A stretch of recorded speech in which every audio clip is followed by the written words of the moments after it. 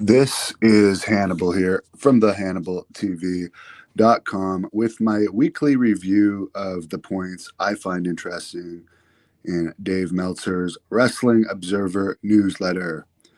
In WWE news, apparently WWE discovered an additional $5 million in payments by Vince McMahon related to women that he had sexual relationships with. One of these payments was in 2007, another was in 2009. Makes the total about $19.6 million in payments to women who had worked for the company as performers and employees. Apparently, the total payments matched the donations WWE also made to the Donald Trump Foundation in those years. And apparently, Trump used those donations that were supposed to be for charity to settle various lawsuits. Apparently, the board of directors in WWE announced on June 17th that they were conducting an investigation into Vince McMahon, and that led to his retirement on July 22nd. And of course, he still is the owner of the company. He's just retired from being the CEO of the company. I believe he still owns 80% of the stock. And apparently, the release, when they talked about the investigation into McMahon, they also noted that there was also an investigation into John Laurinaitis, aka Johnny Ace, who was head of talent relations. He's now 60 years old, and apparently it's been confirmed he's gone from the company now, and Triple H, Paul Levesque, has replaced him as head of talent relations. Of course, Triple H was head of talent relations before.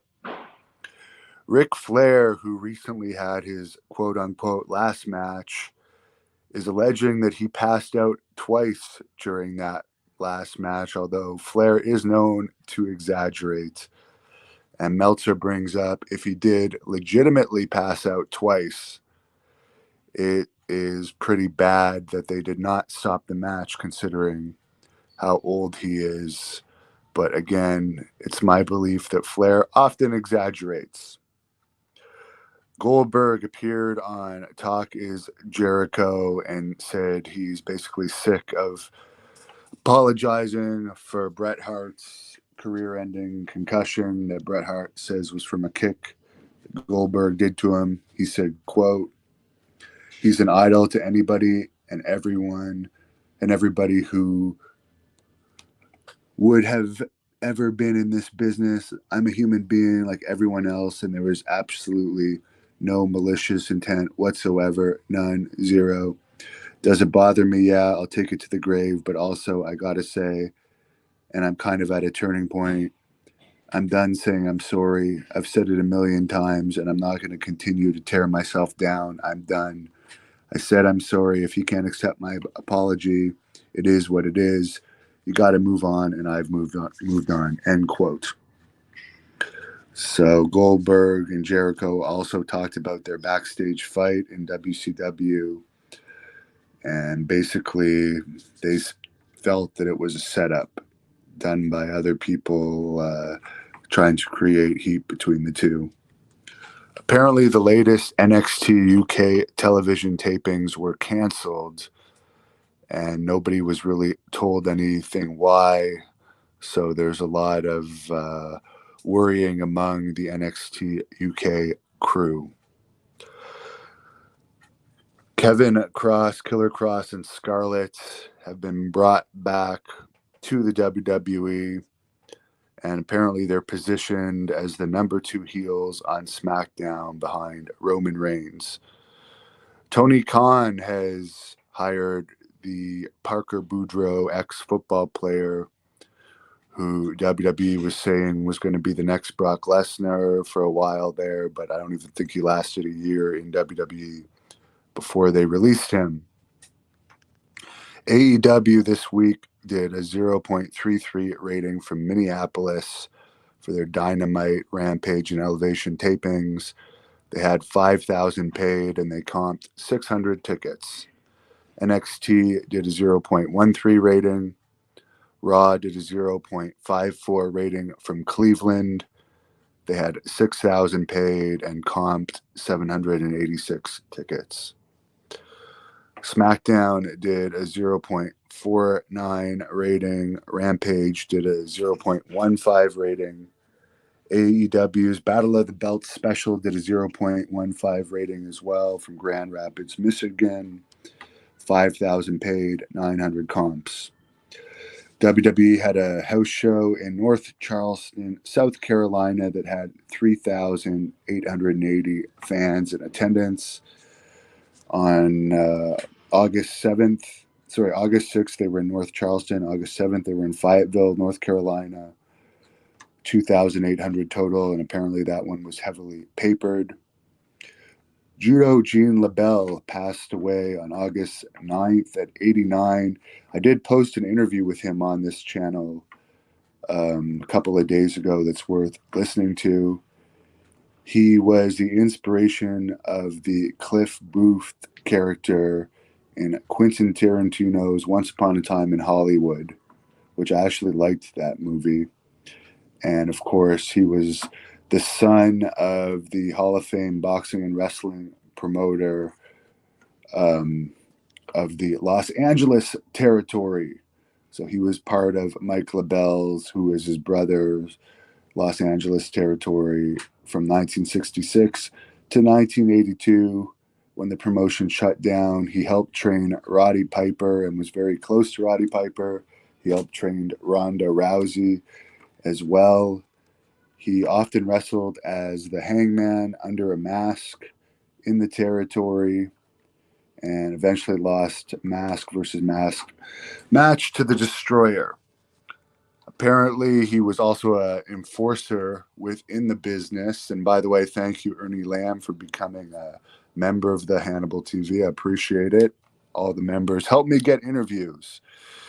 A lot of people say LaBelle had the first MMA match in history, although it wasn't. He did have a judo versus boxer match, which he ended up winning. And that took place in Salt Lake City, December 2nd, 1963, before 1,500 fans. He also refereed the infamous wrestler versus boxer Antonio Inoki versus Muhammad Ali match in 1976. And he met Bruce Lee on the set of The Green Hornet. And that this was the whole inspiration behind that Once Upon a Time in Hollywood scene with Brad Pitt and Bruce Lee. Some of his other TV credits were The Munsters, Batman, Planet of the Apes, Police Story, Little House on the Prairie, Laverne and Shirley, Magnum PI, Murder, She Wrote, Dukes of Hazzard, Perfect Strangers, Matlock, RoboCop, Lost Boys, Naked Gun, Die Hard 2, Problem Child, Honey, I Blew Up the Kids, Married with Children, Walker, Texas Ranger, Liar, Liar, LA Confidential, Batman and Robin, End of Days, Bruce Almighty, Halloween, Starsky and Hutch, Spider-Man 2, General Hospital, and Rush Hour, Taxi Driver as well. So this guy has been in a lot of movies and helped a lot of other wrestlers get in movies as well. He was part of an accessory to a murder back in 1976, where he drove a friend of his, Jack Ginsburg, to a former business partner of his, Robert Duvall's house to commit a murder, and spent some time in jail for being an accessory to that murder.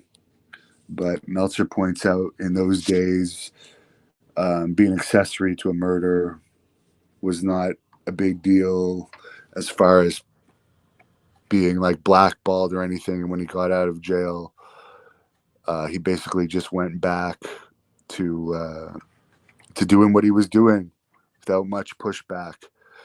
Vice TV officially announced it's going to be coming out with a Tales from the Territories show It's going to debut this fall, and the Rock $7 Promotions is helping put those shows together, and apparently both WWE and AEW is having a role in those shows. So I don't think it'll be as controversial as the Dark Side of the Ring if WWE and AEW is actually letting some of their talent be part of those productions. I know Kevin Sullivan had a few appearances in some of those episodes related to the Florida territory. Cain Velasquez pleaded not guilty to all of the charges related to his attempted murder case, and that's pretty much it for the Wrestling Observer news that I found interesting this week. Yeah, Bob, everyone should hit that like button, help support the channel. I am interviewing Road Dogg Jesse James and Badass Billy Gunn later this month. I'm pretty excited about those interviews. There was a good one with both Bushwhackers that John Paz did that I posted yesterday, as well as a new Kevin Sullivan video that I posted as well. And of course, Great North Wrestling 3 weeks from tonight is coming to Petawawa, Ontario in the Ottawa Valley. Tickets on sale now at ticketweb.ca. I'm really excited about that. Get into some more of your comments. Yeah, Tom, Gene supposedly did have incredibly strong hands. You're right about that. YouTuber, I don't know if he was a pervert as far as Vince. He had affairs with women. Lots of men have affairs. He paid them off not to talk about it. There's nothing really coming out that they didn't agree to these sexual situations, or if it was anything beyond sex. So, yeah, people have affairs all the time. It's unfortunate. Jesse says, good morning to Hannibal and Piper. Good morning to you, Jesse. YouTube user, I'm not sure who you're talking about there. Someone earlier. Oh, I think Bret Hart, related to the Goldberg match. Yes, Bret Hart is still complaining about the accident. Accidents happen in wrestling. I have to answer a call right now, so I got to get going. Thank you for all your support.